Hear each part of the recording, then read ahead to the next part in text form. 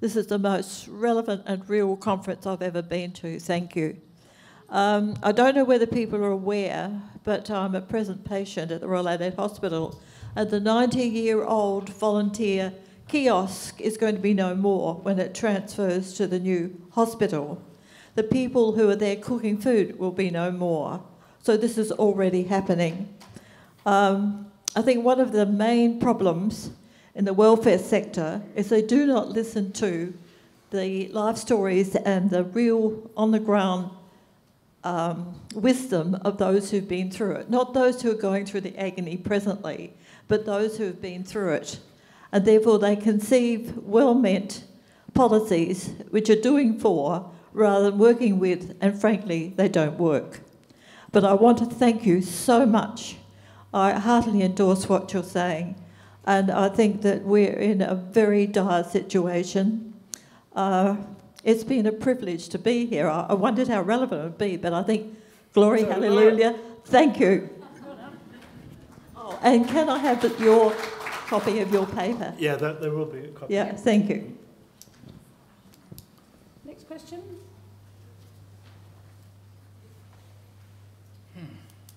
Goodness, satisfied everybody's needs. Oh, hang on, there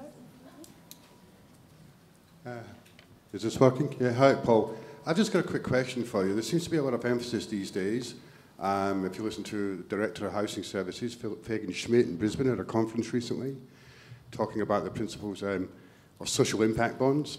If you look at Jay Weatherall's government looking at social impact bonds, how does this fit within your principles?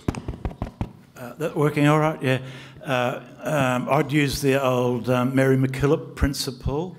Like, I'm not a great expert on the social impact bonds. I've read a few articles, and people tend to divide up. Some people see it as just another strategy for reducing the size of government and offloading the responsibility off onto others. And how can you plan for your social development if it's just going to rely on sort of bright ideas from a few entrepreneurial types, right? On the other hand, I've read equally persuasive things about how it can really add an extra dimension and closer maybe co-production and delivery of services with a much more responsibility for the NGO partner. So I think there seems to be strong arguments on either side, and I would take the Catherine Helen Spence position. When she was asked about that, she said, well, we don't want to lose the social entrepreneurs and the big businessman, the mining magnate who wants to give money. She said, no, that's fine. We want a mixed economy of welfare, contributions from all around. Her point was, but it's the government's role, it's the government's role to make sure it all adds up to a system which delivers on equity and rights across the board. Thanks. Andrew? First question I have is for Paul.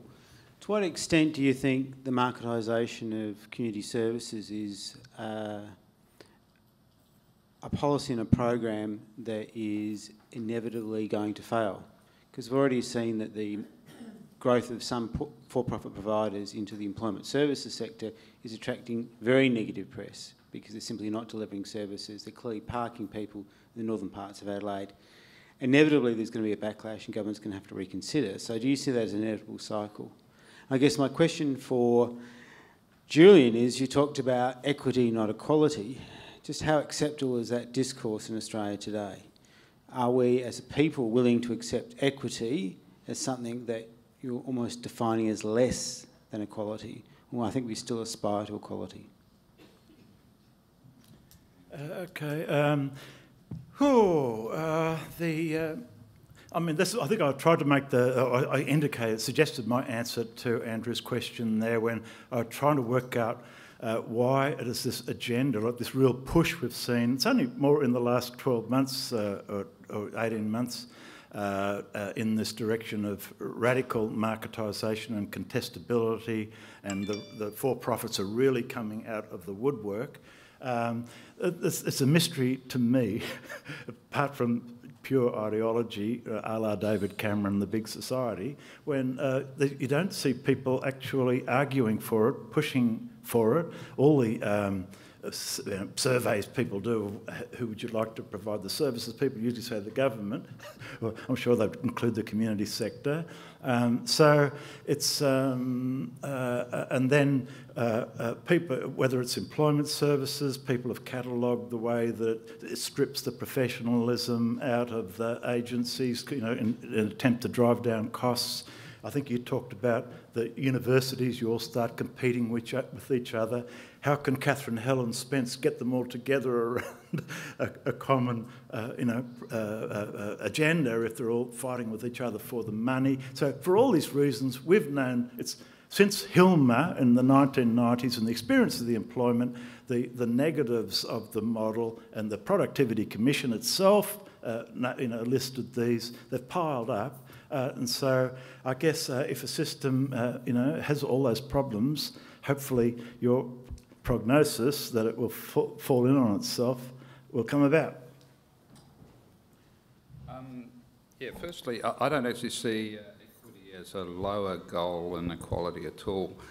I think that in the last 30 years or so, there's been far too much emphasis amongst those who'd see themselves as progressives or of the left on rhetoric and symbols. And the people who we say we're trying to help are the victims. And people want to feel good with their mates and with everyone else by adopting resounding goals and great theories rather than actually seeing things happen. I think that we've lost ground there because we've lost from this side a lot of the practical people rooted, the Chifleys of the world in a sense, rooted in practical experience in their own lives and who wanted to actually see change, not polish rhetoric. And I spent a bit of time in the United Nations over the 1990s, and it was very dispiriting to see how much time was spent polishing rhetoric and, for example, arguing that the goal for a particular conference, which was being held in 1995, should be to end all poverty everywhere in the world by 2000. Now, any of us who wanted actually something that might capture a degree of momentum were dismissed as not caring enough about the issue. I say exactly the reverse. If you really care about something, you actually want to see it happen, and you also want to use words and concepts which won't unnecessarily cause, I emphasise unnecessarily, fear and opposition. I think if we examined what most of you think here, I could fairly easily convince you that you don't believe in total equality, and that you probably would be quite right in that. Total equality means uniformity. We don't want uniformity. I don't think any of you would. And of course, what I was talking about there was equity, and really fairness is the word I use. It was in relation to opportunity. I added to that protection and respect. But I think, I'm afraid I call it from a Sydney context, what I'd say the Balmain left, spends far too much time on rhetoric and symbols and not on practical plans for change. And in a way, that's why I think talking to people who have the practical experience is very important. I just say also in relation to the market that the market and economics are part of the solution, in my view. Much of what's wrong with what's been done in the last 30 years is it's actually poor application of economic policy and of markets. It's not understanding how markets really work and how they can't work, and how in the business community there are restrictions on markets. And very often we're forced in the social side to take on so-called market structures which would never survive in the business world. They would realise there's market failure. They would realise the need for cross-subsidies. They would realise actually in their own decision-making, I know from having worked with them pretty closely in various times, they would realise that sometimes you don't just base things on dollars and cents bottom lines. I find now that, and this is partly because of some of the trends that Paul's mentioned, that the bigger non-profit providers in various areas now are as obsessed with the bottom line as the for-profit providers. It's just the bottom line doesn't have to have a dividend at it, but it's just as much an obsession with that. I think market forces, if properly understood and their limits are properly understood, have a valuable role to play, and that we shouldn't dismiss them, and we shouldn't. I think in the sector there's too much of an attitude, for example, that economics is either beneath them or beyond them. And incidentally, Hugh Stretton was a very good example. Stretton wasn't an economist. No training in economics at all. And I haven't either, though people have quite often, I'm not sure whether to be pleased or offended, have called me an economist, and it's because I refuse to accept the view that it's some arcane science that no one else can understand. It isn't. And when Ross Gittins, who many of you may admire as I do, but as he's admitted in his recent book, in his early years he just pushed the economic rationalist line. The time when he changed towards the sort of things that I've been saying, and to some extent what Paul's been saying, was only actually when the School of Behavioural Economics arrived. So it was only when economics rethought it. I call the School of Behavioural Economics the School of the Bleeding Obvious. All they do is actually just apply some common sense and think how the world actually works, move on from Economics 101 to at least 201 and maybe 301. So I think we need to avoid the economic and social divide, and that's probably where, although I think a social policy commission would be a step forward, I would prefer an economic and social policy commission, because whenever you set up a body called social, it's down the line of influence. And it's very interesting, again I'll finish here, that if you just go back to the United Nations, after a war people often have had a severe dose of reality, including the Conservatives. And that's how you got quite a lot of the welfare state, etc. But the United Nations set up a body called the Economic and Social Council.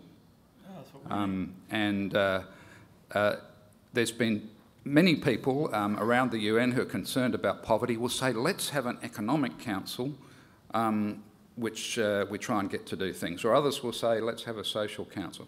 I say put them together. Because if you divide them, it is inevitable that the social one will be marginalised and downgraded, and it also implies that there's some enormous wisdom about economists. I mean, dear old Ross, if he wanted to find out, who'd win out of the Crows and Port Power, he'd go to an economist.